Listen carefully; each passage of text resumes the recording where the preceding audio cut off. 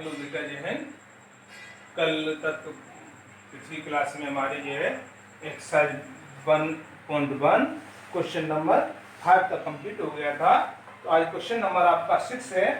Question number 6 है, Rita goes 20 kilometre want east from A point A to the point B from B, G move 30 km towards west along the same road. If the distance towards east of the represented by a positive integers, then how will you represent the distance traversed towards west? Y, which integers will you represent her final position from A. देखिए question number 6 क्या है। Question number 6 है, एक road है,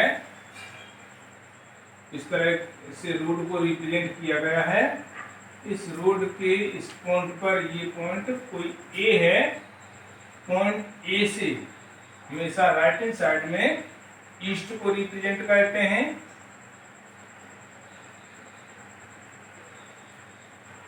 और left hand side में waste को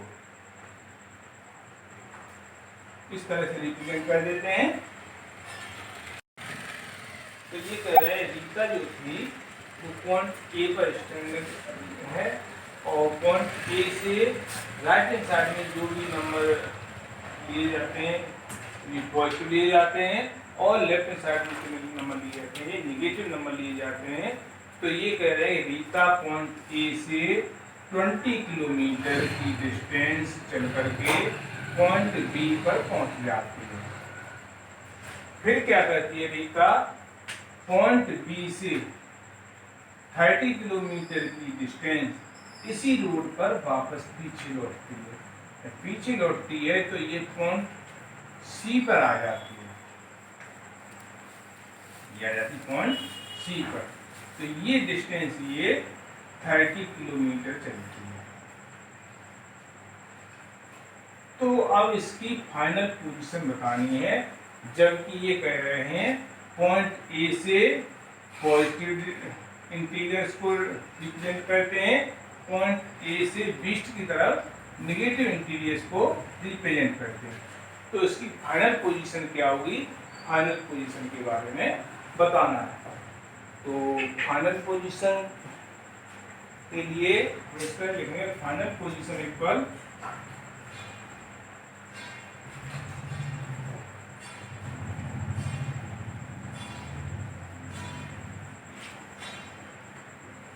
final position. पहले रीता 20 किलोमीटर डिस्टेंस कवर करती है, फिर ये 30 किलोमीटर डिस्टेंस कवर करती है। लेकिन ये जो है आपकी 20 किलोमीटर पॉजिटिव की तरफ जाती है और 30 किलोमीटर पॉजिटिव से निगेटिव की तरफ जाती है। तो यहाँ साइन निगेटिव माइनस आ गया। जब माइनस आ गया अब इसे सॉल्व कर दिया, -30 में से 20 चला गया तो -10 किलोमीटर।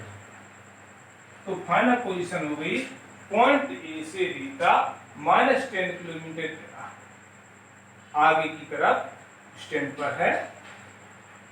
तो ये आपका आंसर हो गया। अगला क्वेश्चन से क्वेश्चन नंबर 7। क्वेश्चन नंबर 7 है, दो स्क्वायर दिए हुए हैं और इसमें कुछ नंबर दिए हुए हैं। अब ये कह रहा है कि इसमें ये बताना है कौन सा स्क्वायर है कौन सा स्क्वायर नहीं है।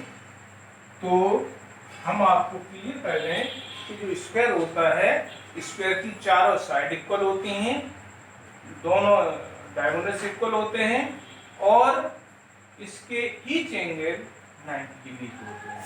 तो इसमें क्वेश्चन नंबर 7, क्वेश्चन 7 में दो स्क्वायर दिए हुए हैं। एक स्क्वायर ये इस तरह का दिया हुआ है,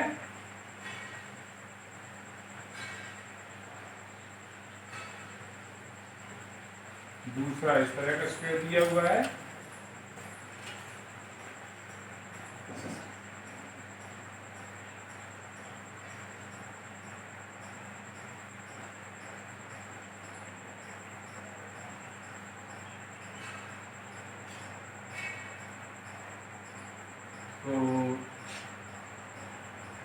इस तरह से ये रो दिए हैं और ये कॉलम दिए हुए हैं,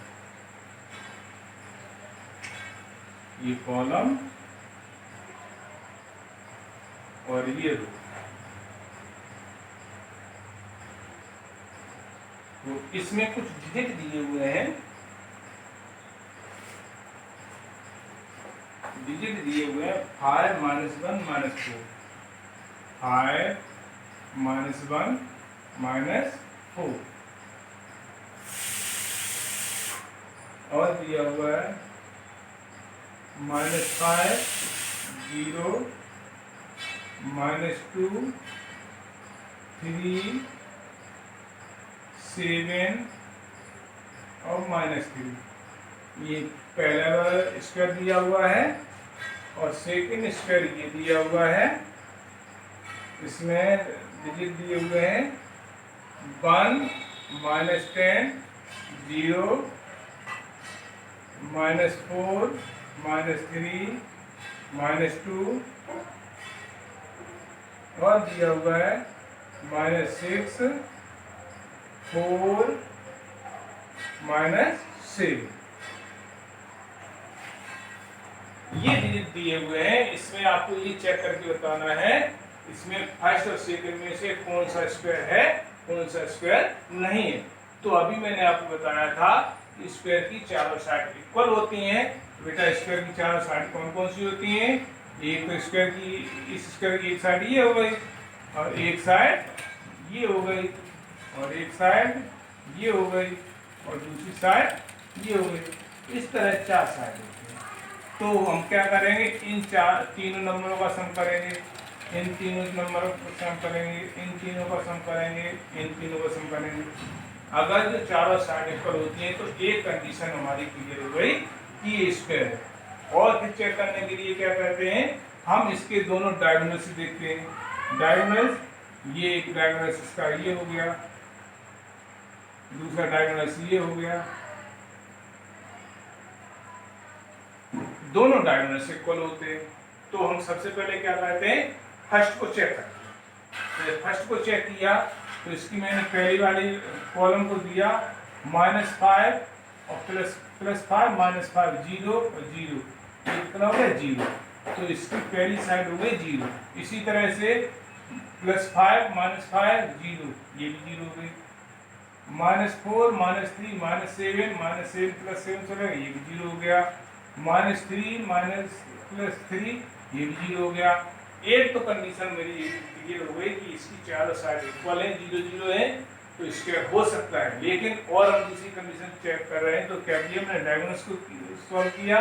तो डायगोनल्स कितना हो गया, 0 -2 -4 कितना होगा, -6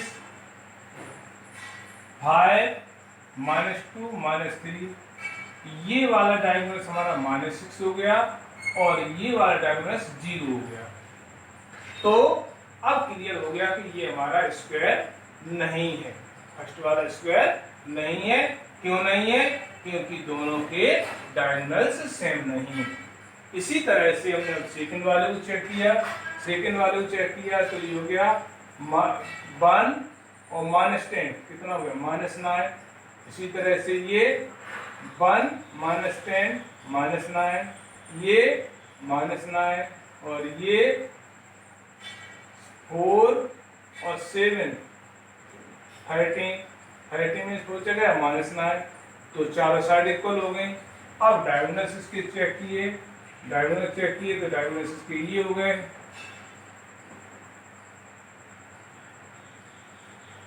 तो ये हो गया -7 -3 -10 +10 चला गया -9 -6 -3 -9। इसके दोनों के डायगोनल सेम है, इसके दोनों के डायगोनल सेम नहीं है। तो क्लियर हो गया हमारा फर्स्ट वाला स्क्वायर नहीं है और सेकंड वाला स्क्वायर है। बस यही आपको फाइंड करना था। तो आप आंसर भी लिख देंगे, फर्स्ट वाला हमारा स्क्वायर नहीं, first is not square, first square is not square because diagonals are not same. ये आप कर लेंगे। अब क्वेश्चन नंबर आपका 8 आया। 8 ये कह रहे हैं वेरीफाई ए माइनस ब्रैकेट में minus B equal A plus b for the following value a और बी। वेरीफाई करना है मुझे क्वेश्चन नंबर 8। क्वेश्चन नंबर 8 का हमारा फर्स्ट पार्ट है ए इक्वल दिया है 21, बी इक्वल दिया है 18 और दिया हुआ है हमारा ए माइनस बी इक्वल ए प्लस बी। इन ए और बी की वैल्यू पुट करके मुझे ये रिप्रेजेंट करना है ये हमारा इक्वल है या नहीं है, ये वेरीफाई मुझे करना है। तो मैंने क्या किया, इसमें सबसे पहले लेफ्ट हैंड साइड ले ली।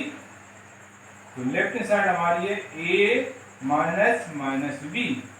अब मैंने क्या किया, ए और बी की वैल्यू इसमें पुट कर दी।